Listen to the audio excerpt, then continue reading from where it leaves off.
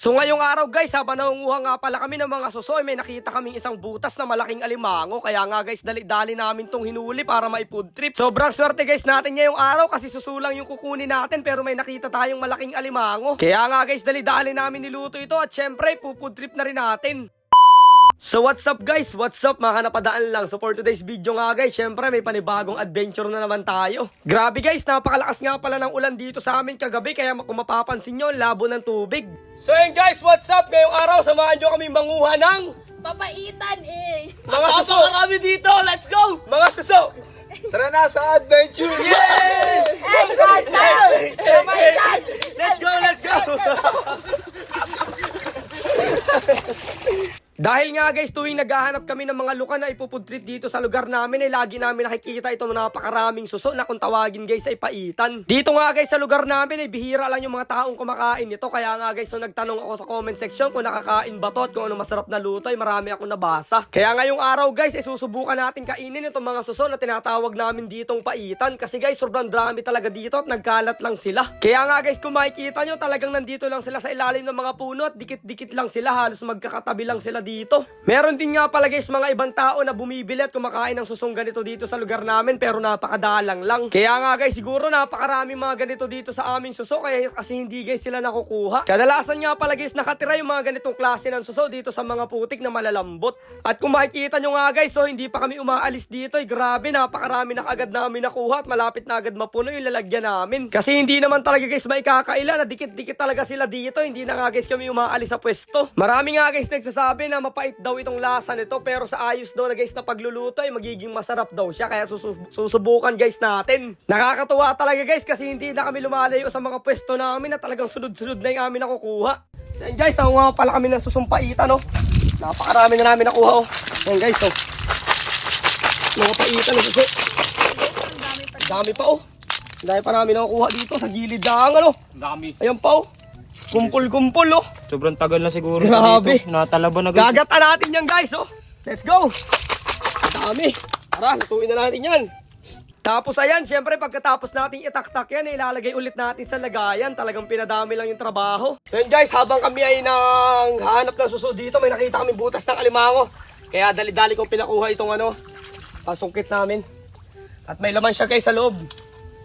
Medyo mahirap lang palabasin. Mababaw lang yung butas niya, kakaano lang nito. Ayan na. Nakasipit. Wait lang, nakasipit. Ayan na guys, oh. Ang laki. Ano yung sa ilalim? Laki. Oh, grabe laki nito ah. Tasi, tasi. Oh!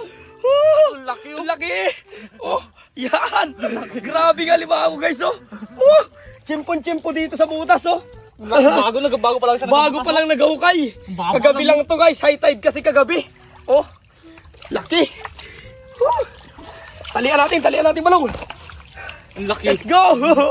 Ang laki guys. Grabe, hindi talaga guys ako makapaniwala. Sobrang swerte natin ngayong araw kasi habang nangunguha guys tayo ng mga suso na pupudripin dapat natin ay may nakita kaming isang malaking butas ng alimango. Buti na lang guys, medyo mababa pa yung butas niya. Paniguradong kagabi lang guys ito nagbahay dun sa kanyang pinuntahan kaninang butas. Kaso nga lang guys, sa kasamaan palad medyo payat pala yung alimangong nahuli natin. Kaya papakawalan na lang muna natin ito dito sa palaisdaan natin na alagaan natin ng mga alimango.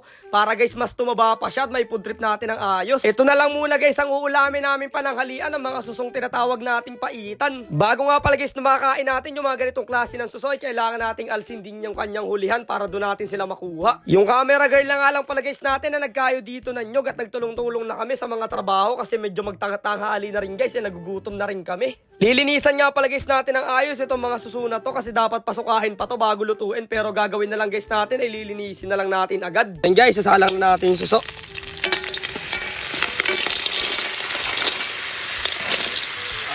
Sarap niyan guys, halu-haluin natin. Tingnan niya guys, oh. Sasangkot siya natin ng konti. Tapos dito nga guys, naglagay na rin ako dito ng mga pampalasang sangkap katulad guys ng mga asin, sibuyas at konting bitchin. Tapos ilalagay na rin guys natin dito yung gatanan nyog na magpapakrimi dyan. At eto guys, malapit ng maluto ay pero luto na pala. Dito na nga lang pala guys kami kakain sa bangka nating si Mimo. So yun guys, kain na tayong tanghalian. Pagdadasal muna tayo. Lord, maraming po salamat sa pag-iingat at sa mga biyayang binibigay mo lagi sa amin na magkakaibigan. Ingatan mo kami palagi, Lord. Amen. Kain tayo. Trip na. Pakita nyo sa kanila kung paano kumain. Ganito guys, oh. Ito, sip-sipin natin to. Wait lang, ayaw lumabas. Ayan, sino may nakuha na? Ayaw lumabas Karing isa. Sarap. Ayaw lumabas.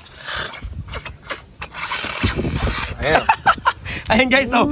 Yun, sarap. Palitan natin, palitan. Yung mga kumaul yung iba guys. Hindi na natin guys napasuka kaya medyo putik, medyo may putik pero masarap pa rin. Quality pa rin. Pang ulam lang talaga ay sobrang okay talaga.